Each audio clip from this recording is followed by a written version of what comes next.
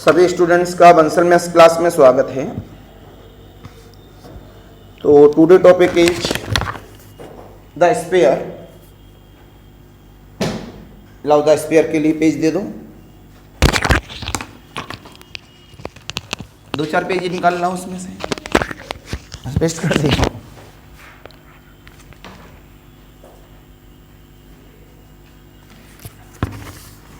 समझदार हो, नहीं तो 2-4-5 दिनों के बाद ये आधी बुक कैसी दिखती है, सब पेज अलग अलग दिख रहे होते हैं। तो हम आपको कल सिखा रहे थे सबसे important property orthogonal property tangent के लिए। अब इसमें लिखें सभी बच्चे, प्रॉब्लम लिखें बेटा। तो जो कल आपने क्रॉस किया था एक प्रॉब्लम क्लास के बाद, वो पूरा कर लिया ना?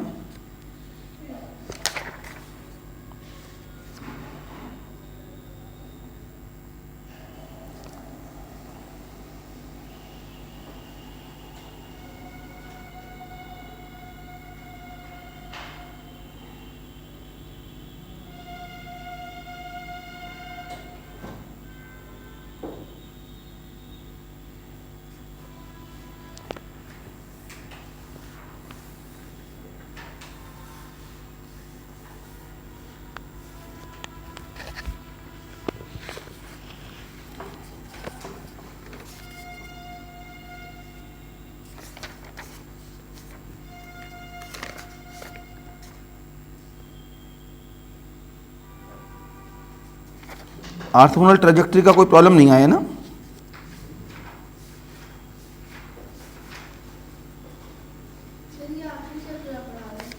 नहीं, द कौन सिलेंडर भी लाएंगे भाई हम। अभी तो हम आपको लमसम 10-12 दिन पढ़ाएंगे।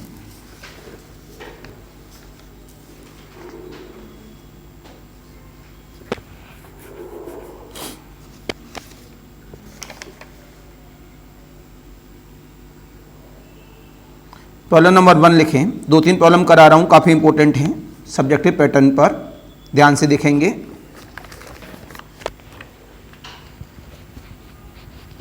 आज सारे लेक्चर अपलोड हो जाएंगे आपके।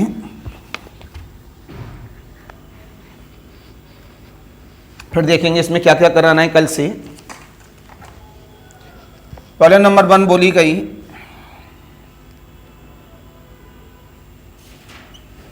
so that the plane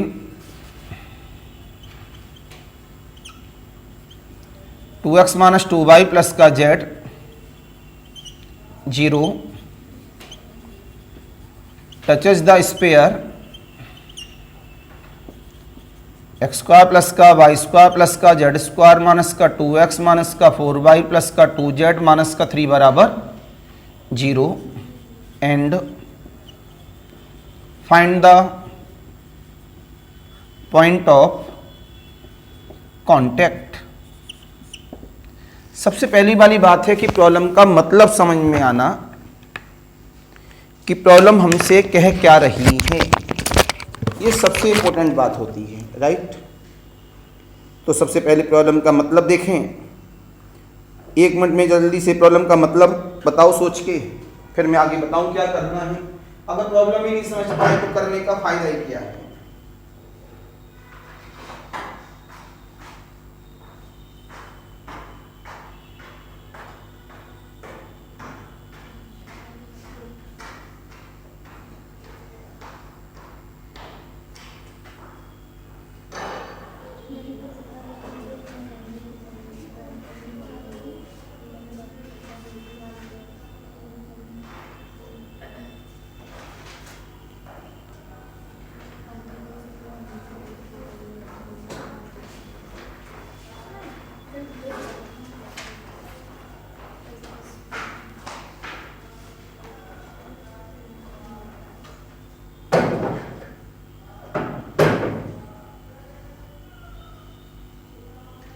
बताइए भैया, कौन बताएगा इसका मतलब?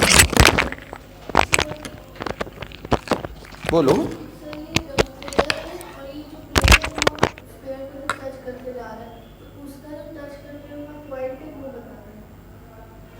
बच्चे ने बोला ये फिगर है, क्यों प्रॉब्लम हर्षित आप बताओ क्यों आपको सब्जेक्टिव में करना है? खड़े हो जाओ। अगर आप पढ़कर ये नहीं बता पा रहे हैं तो आप लगा थोड़ी ना पाएंगे एग्जाम में कुछ, क्योंकि जब इंग्लिश समझ में नहीं आएगी तो हम करेंगे क्या?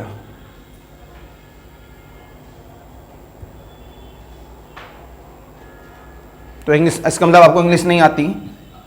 हमने बोला हमारे पास कोई प्लेन है, ये हमारा स्फीयर है, इसको कोई प्लेन टच करते हुए जाता है, तो हमें इस टचिंग पॉइंट का, इस बिटिया ने सही बताया था, ये हमको निकालना है this is part.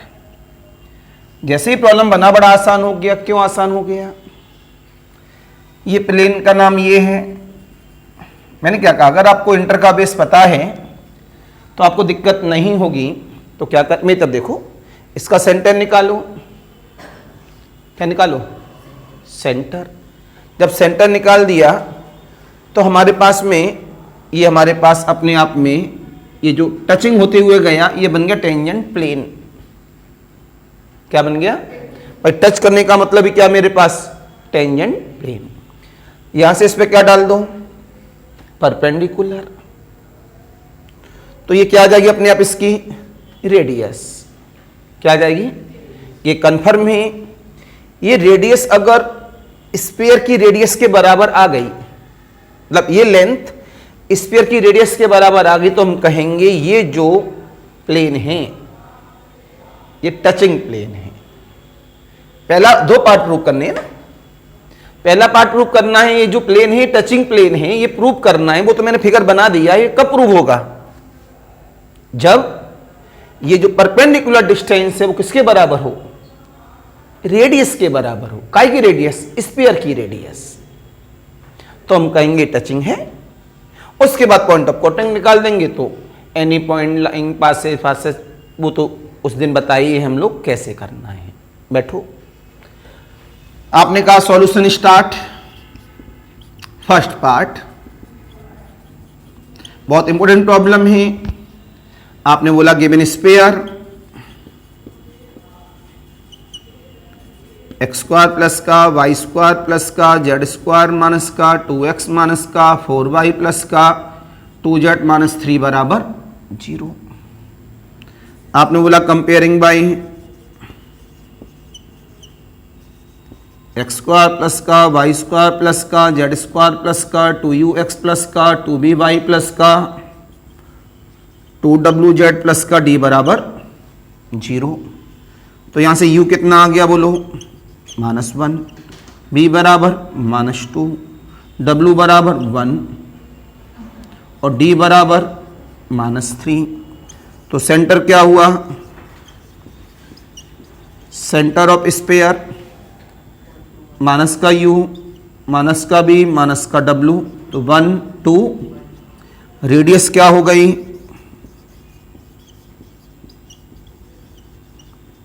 Sphere square root of u square plus का v square plus w square minus का d। कितना हुआ? 1 + 4 + 1 प्लस का 3। कितना आ गया? 3। ये तो अलग बात हो गई। अब आपने बोला इसका नाम क्या है? O, इसका नाम क्या है? P। आपने बोला given plane is 2x minus का, 2y प्लस का, z प्लस 12 बराबर 0। राइट। आपने बोला परपेंडिकुलर डिस्टेंस, क्या कहा?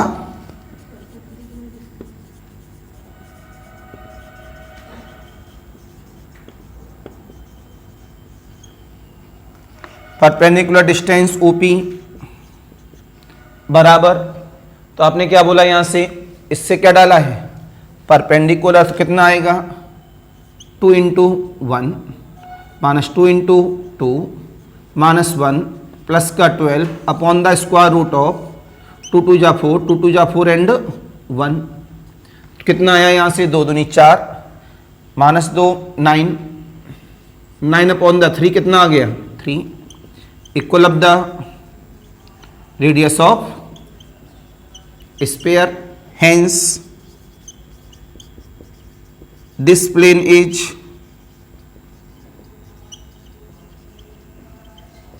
Touching plane. टचिंग प्लेन क्यों है? इस प्लेन पर जब परपेंडिकुलर डिस्टेंस डाली गई तो वो डिस्टेंस किसके बराबर है? रेडियस ऑफ स्फीयर के।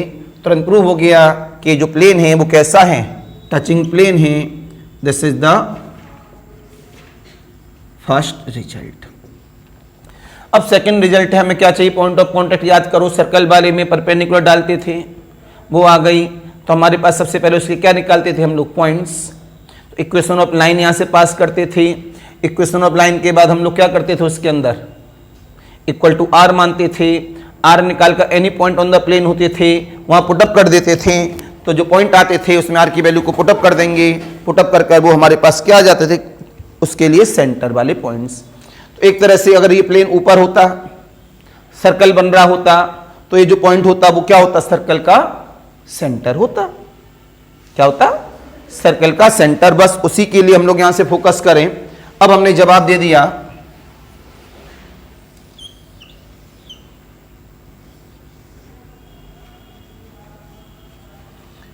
आपने बोला equation of line OP is, आपने ओपी की लाइन को पता किया तो किससे पास हो रही है लाइन? ये -1, -2 और 1 से। तो आपने बोला x प्लस, ये सेकेंड पार्ट है बेटा, x + 1 y + 2 z - 1।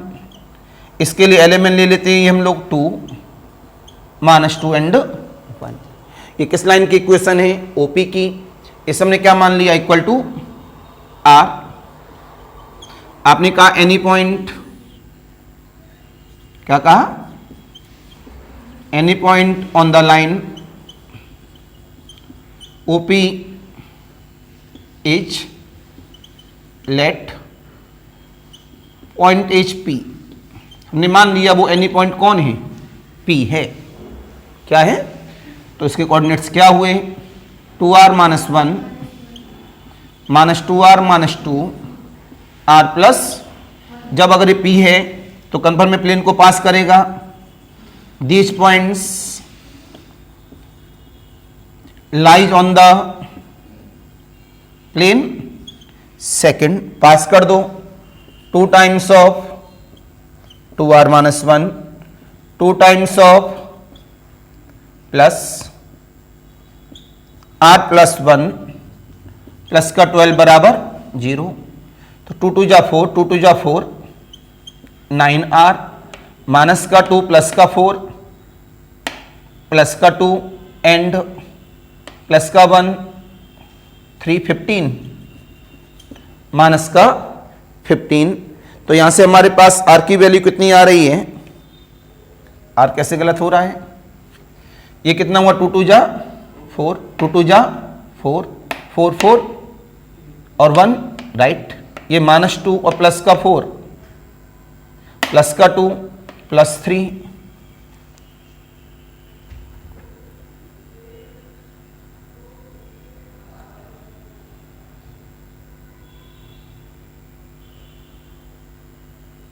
2 times of, point तो हमने सारे सब सही रखे हैं, कोई गलत तो नहीं है इसमें।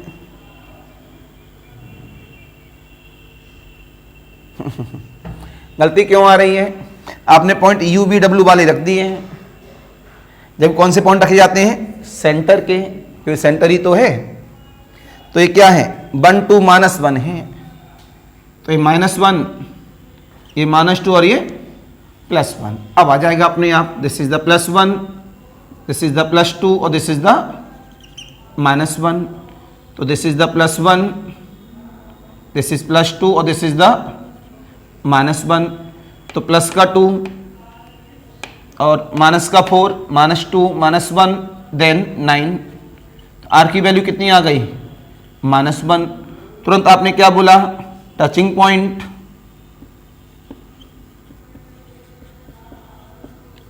पी आर कितना हुआ? आर की वैल्यू रखो, -2 + 1, 2 + 2 -1 -1 मतलब -1, 4, ये क्या बन गया? Second part. अगर एग्जाम में प्रॉब्लम आती है ऑब्जेक्टिव में, तो हम लोग इस प्रॉब्लम को कैसे करते? जब उन्होंने बोला टचिंग है, टू प्रूफ के लिए तो आएगा नहीं। तो अगर ये आया कि ये प्लेन टचिंग प्लेन है तो क्या प्रूफ करेंगे? इतना उसके लिए करना पड़ेगा कि इस पर डाला गया परपेंडिकुलर की लंबाई रेडियस ऑफ स्फीयर के बराबर है। अगर कहा जाता हो उस टचिंग पॉइंट को बता दो, तो जो ABCD में चॉइस होगी उसके द्वारा इस प्लेन को सेटिस्फाई कर देना। अगर वो उसको सेटिस्फाई कर रहा है तो समझ जाना ये क्या है, उसके लिए कोऑर्डिनेट्स है टचिंग पॉइंट वाला। कोई दिक्कत? Very very very most important problem in your exam, note करें प्लीज।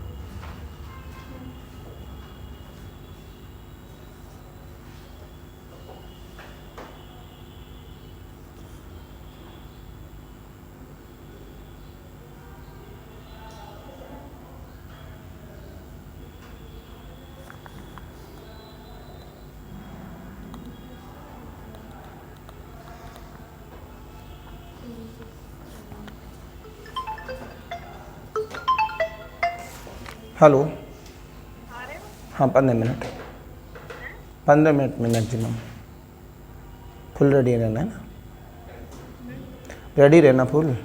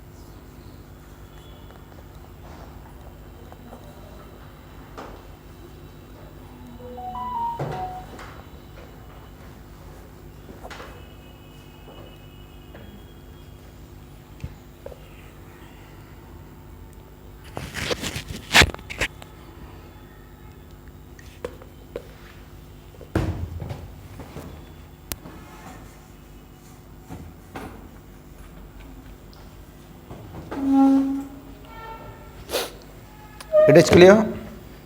आगे बढ़ाइए इसे आप सभी।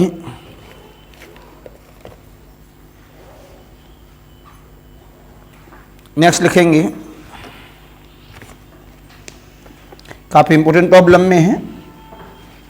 तो टचिंग वाला ही सेंस है।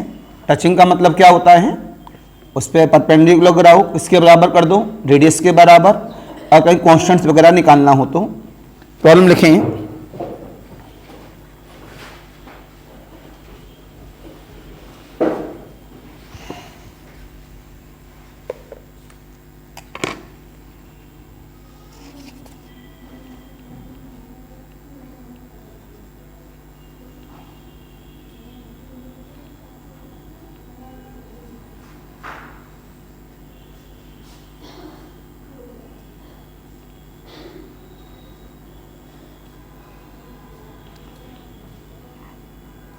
let equation of the sphere is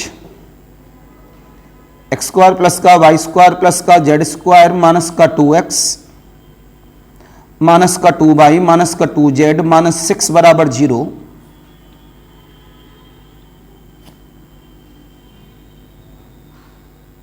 and touching plane of the sphere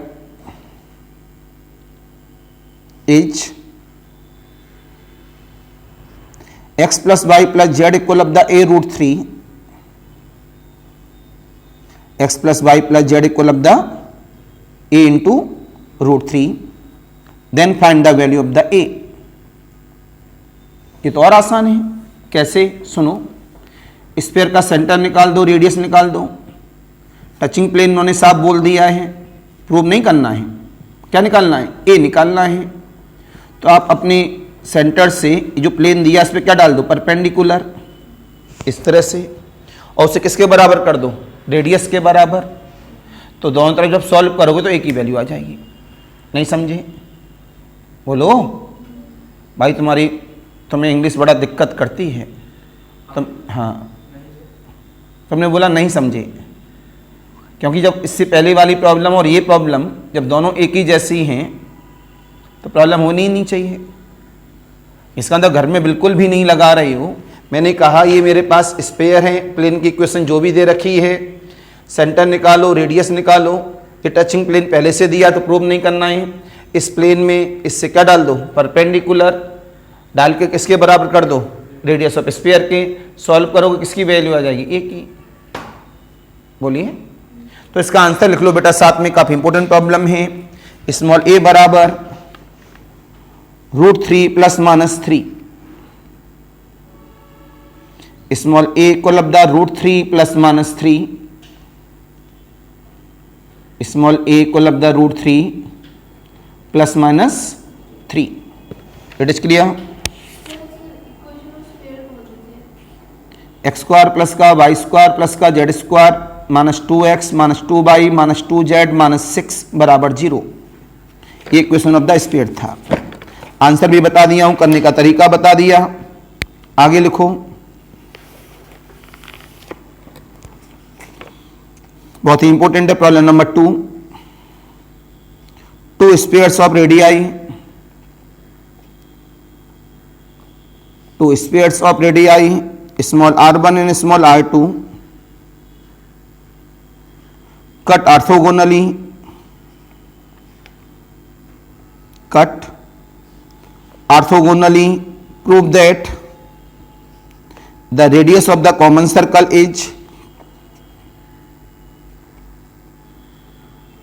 small r1 r2 upon the small r1 into small r2 upon the square root of, कम सुनाई देता है क्या, small r1 into small r2 whole upon the square root of r1 square plus r2 square. Problem बहुत आसान है सोचने समझने के लिए। उन्होंने जो दिया है, उन्होंने दो स्फीयर दिए हैं। दो स्फीयर के बीच में जो हमारे पास बीच में फिगर बनता है वो क्या बन जाता है, सर्कल। ये मेरे पास सेंटर, ये मेरे पास सेंटर, ये बन गया। ये जो बीच में दिख रहा है ये कौन है? सर्कल। इसका जो उन्होंने रेडियस बोला है कॉमन सर्कल, आप देख रहे हैं कॉमन सर्कल है, ये फिगर मैंने बना दिया। ये मेरे पास यहाँ से क्या डाली गई इस पे? परपेंडिकुलर, जिसे हमने बोला आर। ये आर क्या है? Radius of common. इस पहले वाले स्फीयर की रेडियस दी है R1, इसकी दी है R2, ये डिस्टेंस हमने क्या मान ली? D। फिगर हमारा मेन पॉइंट है। हमने सॉल्यूशन चालू किया, क्या लिखा? Let small d be the distance between the centre of circles and small r is the radius of circle. Please see in figure. Right बेटा लोगों, पता लगा हमें क्या चाहिए? डिस्टेंस। हमने बोला स्मॉल d किसके बराबर आ जाएगी हमारे पास? ये डिस्टेंस है हमारे पास, स्क्वायर रूट ऑफ, यहाँ से यहाँ तक जब हम निकालेंगे इसे तो हमारे पास क्या है? C1 C2 है। तो आपने बोला देयर इंप्लाइज दैट D बराबर कितना? C1 C2। क्यों बेटा लोगों? ये हमने यहाँ से रेडी कर लिया। अब आपने बोला बाय द ट्रायंगल, इसका P नाम दे दिया, by the triangle C1 C2 P, right. तो half into R1 into R2 किसके बराबर होता है? Half into base into height. ये क्या है? बेस। ये क्या है? हाइट। ट्रायंगल का ये भी फॉर्मूला रहता है हमारे पास। तो यहां से कितना मिला? R1 R2 बराबर dr। तो R1 R2 बराबर d की वैल्यू कितनी है? C1 C2 into R। R कितना मिला? R1 R2 upon C1 C2। अब हमें केवल क्या निकालना है? C1 C2 निकालना है। नाउ पाइथागोरस थ्योरम से क्या बन जाएगा? यहां से ये इसका परपेंडिकुलर माना जाता है सामने, C1 C2 का स्क्वायर बराबर C1 C2 बराबर square root of R1 square plus R2 square. तो यहां से आपने वैल्यू पुटअप कर दी, R1 R2 upon the square root of R1 square plus R2 square. It is clear? Please fair copy में note करें।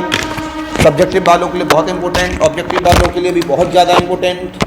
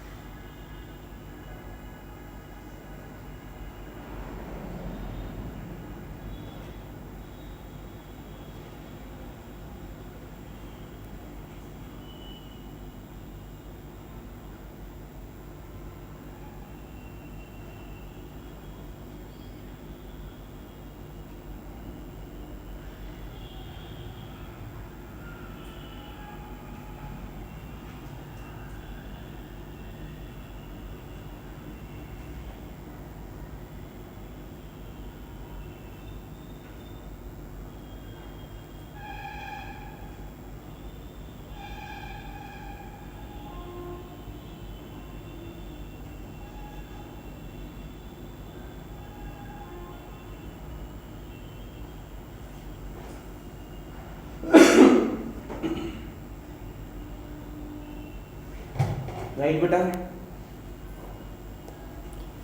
आगे लिखें इसमें, ये जो मैं प्रॉब्लम कराई है बहुत इंपॉर्टेंट है, ध्यान रखिएगा। रिमार्क जिनके लिए है ये जो बनाया हूँ, ये रिमार्क में काम करेगा। जब तक प्रॉब्लम को यहाँ सेट नहीं करोगे, आप में करने का तरीका तो एक ही है, 50 प्रॉब्लम कर लो, लेकिन वो तभी होता है जब आप लोग उस प्रॉब्लम का मतलब समझ जाएं। मतलब ही नहीं समझ रहे, कोई मतलब नहीं है। लिखें बेटा 3-4 प्रॉब्लम घर के लिए, अगर ना हो तो कल के दिन क्रॉस करेंगे और इससे समापन करेंगे हम लोग सभी। लिखें द स्पेयर्स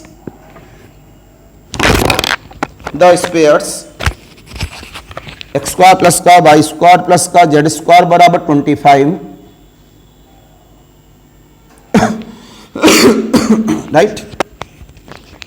एंड दूसरा स्पेयर बोल रहा हूं, एक्स स्क्वायर प्लस का वाई स्क्वायर प्लस का जेड स्क्वायर माइनस का 24x माइनस का 4t मतलब 40y minus 18z plus 225 equal of the 0 touches externally. Touches देखो ध्यान से, साथ साथ में समझा भी रहा हूं, घर से कैसे करोगे मैं तब देखो सारे बच्चे जल्दी। टचेज एक्सटर्नली का मतलब ये हो गया, तो क्या करना ध्यान से सारे बच्चे, ये सेंटर निकालना, ये सेंटर निकालना, राइट। इसके बाद रेडियस निकालना, इसकी रेडियस निकालना, फिर इन दोनों के बीच की डिस्टेंस निकालना सेंटर से इस फॉर्मूला डालकर। जो डिस्टेंस आएगी वो इन दोनों की रेडियस के बराबर होगी। C1 C2 किसके बराबर आना चाहिए? R1 plus. अगर ये प्रूव हो गया तो क्या बन जाएगा ये टचेज एक्सटर्नली। तो ये ऑब्जेक्टिव वाले बच्चों के लिए हो गया पॉइंट कि टचेज एक्सटर्नली का मतलब क्या है। अब लिखें प्रॉब्लम नंबर 2, एक साथ लिख लूं क्योंकि जगह पता नहीं कितनी घेरोगे। The spheres x square plus का वाई स्क्वायर प्लस का Z square equal to 64 and X square plus का वाई स्क्वायर प्लस का जेड स्क्वायर माइनस का 12x प्लस का 4y माइनस 6z प्लस का 48 इक्वल टू 0 टचेज इंटरनली। तो figure में क्या होगा, फिगर चेंज हो जाएगा इसका। टचेज इंटरनली का मतलब होता है, इस तरह से बोलते हैं इसे, पहले ये निकालेंगे, राइट।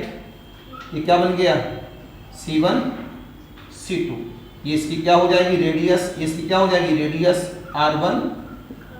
जो C1 C2 आएगा वो बड़ा होगा, छोटा होगा किससे, R1 प्लस R2 से, तो इसका नाम क्या हुआ टचेज इंटरनली। ये तो निकाल लोगे ना घर से। प्रॉब्लम नंबर 3 लिखें, 2 स्पेयर्स। ये ऑब्जेक्टिव वाले सुन लो, एग्जाम के लिए इंपॉर्टेंट है, सब्जेक्टिव वाले सुन लो, आपके लिए भी बहुत इंपॉर्टेंट है। क्या लिखें, 2 स्पेयर्स एक्स स्क्वायर प्लस का वाई स्क्वायर प्लस का Z square plus 6y plus का 2z प्लस का 8 इक्वल टू 0। दूसरी equation x square plus y square plus z square plus 6x plus 8y plus 4z plus 20 बराबर 0 are orthogonally. क्या orthogonally के लिए ध्यान से देखें, दोबारा से वही फिगर बनेगा, राइट। इसका नाम R1, इसका नाम R2, इसका नाम C1, इसका नाम C2। ये U1 B1 W1 with minus में सिंबल होते हैं ये। इसका नाम माइनस का U2 माइनस का B2 माइनस का W2। तो किसके बराबर आना चाहिए ऑर्थोगोनली के लिए लिखा, ये तो फॉर्मूला लिखा था 2 times of U1 U2 plus B1 B2 plus W1 W2 बराबर D1 प्लस D2। दोनों स्पेयर से D1 D2 आ जाएंगे, U1 B1 U2 B2 ये सब आ जाएंगे, आपस में ये करके दोनों साइड बराबर है तो क्या बोलोगे ऑर्थोगोनली। नहीं समझ में आया? Very very very very most important problem in your exam.